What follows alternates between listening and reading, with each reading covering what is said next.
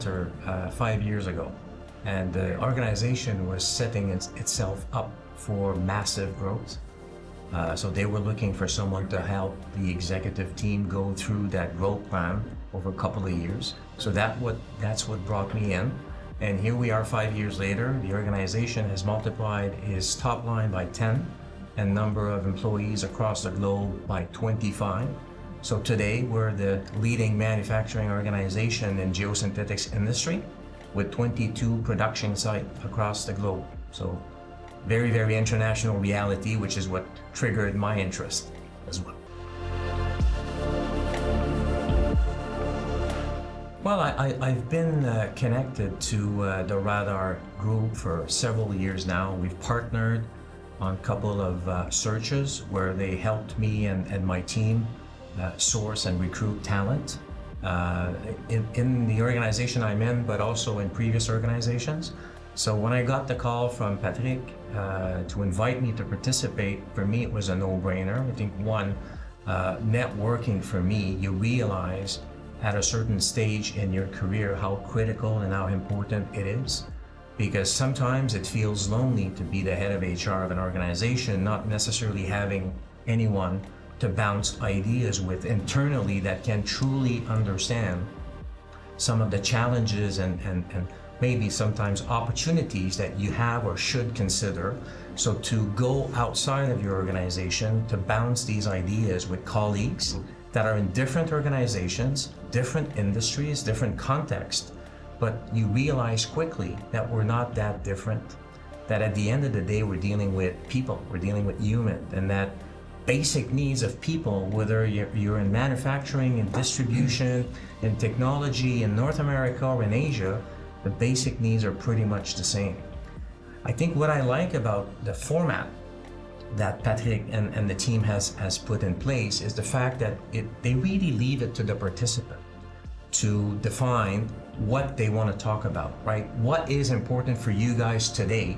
And they're not taking time to push any topics, any subjects, but they really sort of adapt to what's the sentiment of the group now, what is it that's on your mind, what is it that you want to talk about, and act as facilitators.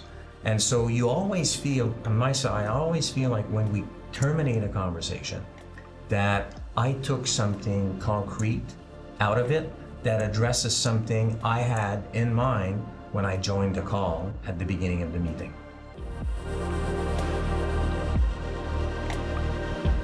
Yeah, reflecting on the question, I think there's many people. I think there's people that I reported to directly. There's definitely business leaders that I've had to support or collaborate with. But if there's one person that I'll say that had a drastic or positive impact, I would say France Dupéry.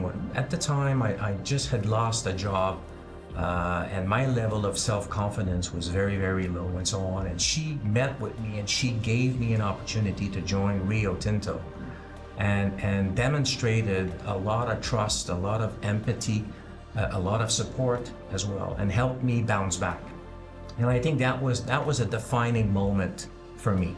There were other elements where I've met and then co-worked and collaborated with people, more on the technical side, on the business side, on soft skill, on composure, that had impact on help me continuing to grow, both as an individual and as a professional.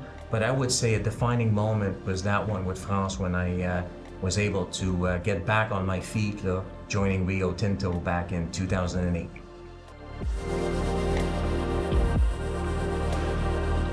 Tremendous impact. I think for me, the ESG, if I want to be honest, I go back 3-4 years ago, was probably more a trend, more a concept, not necessarily something that had any direct influence on the work I do with my team or even for us as a business.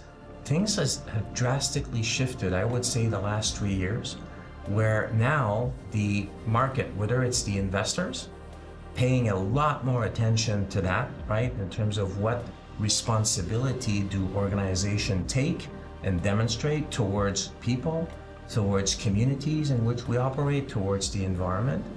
One reality today that we face is on a regular basis, we have someone responsible for ESG in our organization, actually a little team of 2 people now, and they receive requests from customers, from people that manage projects on which we could be invited to bid on, to offer our services and our products. But before we have the ability to do that, we're going to have to answer questions. And they're extremely direct questions. So, have you implemented such and such policies? How do you react to such and such dimensions in your organizations? And failure for us to be able to meet a minimum standard that they've set up could result in us being unable to bid on projects. So when you talk about now ESG having a direct impact on your business, that is on the top line. And also, again, purely from an HR standpoint, I think it's also important to the new generation. You talk about the millenniums now and even the generation coming, they're extremely sensitive to organizations that have a purpose to protect the environment, but also to be role modeling in terms of social and governance issues in the workplace. I would say there's probably a couple of things that come to mind. For me, first, I would say when I typically introduce myself, I introduce myself as a business leader that is specialized in the field of HR. So I don't manage HR in isolation of what's happening elsewhere in the business. So understanding financials, understanding how an organization loses or makes money, what are some of the drivers and the enablers of profitability are important elements, right? And then acting as a translator. So understanding the business opportunity or challenge and then translate that into what does that mean for people management? How do we connect basically and ensure that our people that are one of the key assets of the organization works well and in an aligned common way to ensure that at the end everyone does a little something to contribute to the success of the whole. I think purely from an HR standpoint, that's one aspect. I think the other thing is it's been out there for many, many years now, but that notion of servant leadership. So being there more, not to direct, not to tell how we do things, but more so to be there as a sounding board, as a coach, be clear on the vision, be clear on where we want to go and why we want to go, but the how we do it now. If I talk about myself just a second, my biggest challenge today is technology. I wasn't raised, professionally speaking, with the internet, with the social medias and so on. So my scheme of thought is different than what people are, the way they are operating today. So I think for me, that's probably also trusting the upcoming generation and give them freedom to define the plan and the strategies on making sure that they deliver against where you want them to go.